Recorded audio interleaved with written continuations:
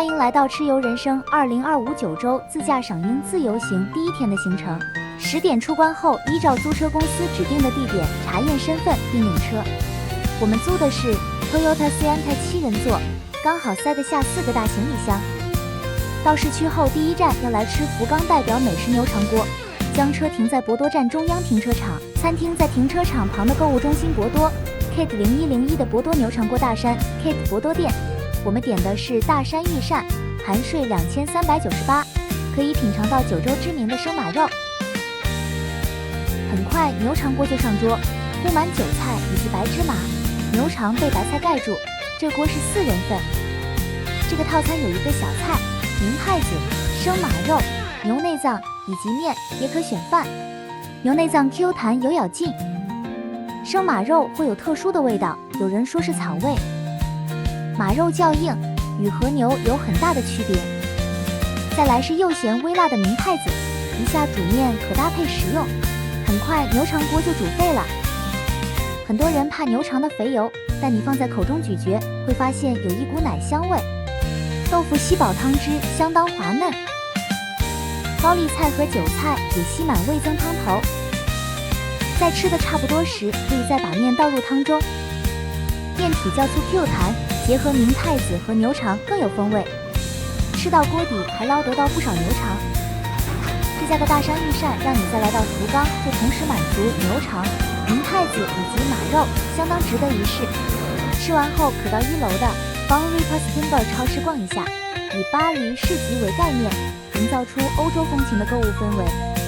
门口就摆放着这次九州排入必吃的草莓大福，是来自密岛产的干王草莓。另外还买了大玉白玉，在下一站五鹤公园赏樱时，在樱花树下品尝。如果有足够的时间，可以安排购物中心 Kate 到行程中，推荐给您。吃饱后开车到福冈五鹤公园、福冈城迹来赏樱。五鹤公园与福冈城迹的结合，在樱花盛开之际，交织出一幅令人屏息的美景。古老的城墙在樱花的簇拥下，更显其历史的厚重感。我们是从福冈城迹石碑开始，然后走到福冈城南丸多文路，在这边有整片的樱花树。4月7号这天虽然快到樱花季的尾声，但仍能看到樱花满开的盛况。在樱花树下铺上野餐布，搭配刚才买的草莓大福以及大玉白玉，欣赏着樱花的美。福冈城迹上临时搭建的天守阁前的广场，樱花也处于满开的情况，可惜没有待到晚上。在夜樱与天守阁的灯光搭配一定更美。在这的白色樱花为主，当风吹起时，像极了下雪，实实在在的樱吹雪。从天守阁旁的城迹往下俯瞰，也是雪白一片。在这也有2排的樱花树组成的樱花隧道。靠近福冈机场，也很容易看到飞机与樱花结合的画面。因为还要赶到汤布院，于是我们只待了1小时。由于从五鹤公园到汤布院要快2小时，因此途中来到山田休息站。到了休息站，最主要除了上厕所，还有就是看看是否有什么特产。此次行程除了赏樱，另一个就是要疯狂吃最爱的日本红豆泥相关甜食。马上就看到岩豆大福，咸咸甜甜的食物就是最佳的补给品。另外还买了提神饮以及超强劲薄荷汤，这几天都靠这糖击败睡意。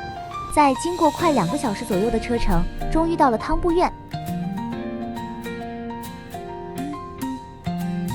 很喜欢日本这种乡村街景，其实台湾也有啦。很快就来到今晚住宿的旅馆汤布院旅藏，可以将车子停在饭店后面提供的免费停车场。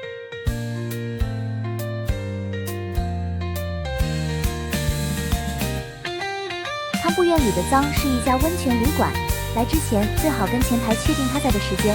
店家有说，如果超过18点会改自助 check-in， 我们刚好压线在17点50分。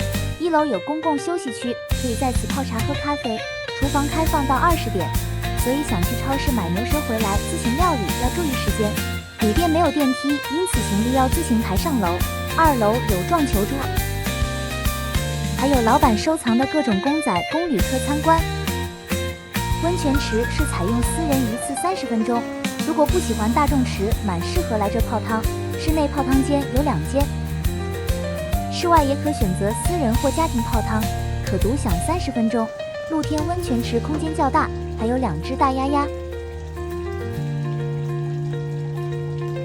来到房间介绍，相当大的空间，可选择2张独立的床，入口处有冰箱与餐桌，根本是为宵夜而生的好房型。厕所前有阶梯。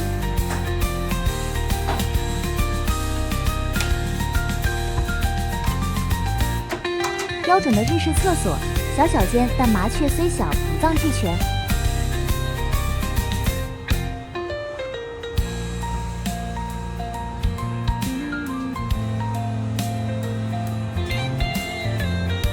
2楼外面有露天座椅，夜晚可在此拍摄夜景与星空，可惜没带脚架，后来放弃。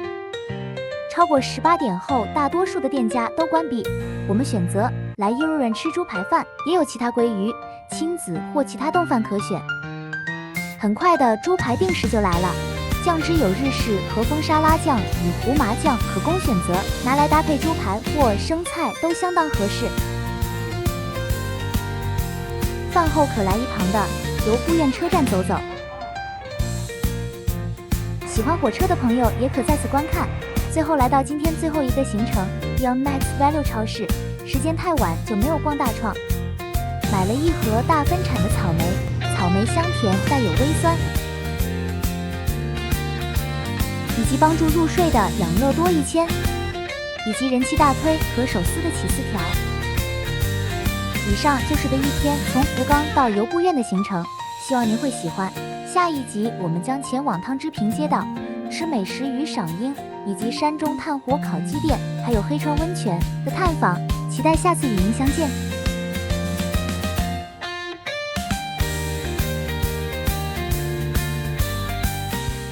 吃游人生，带你吃遍美食，游玩天下。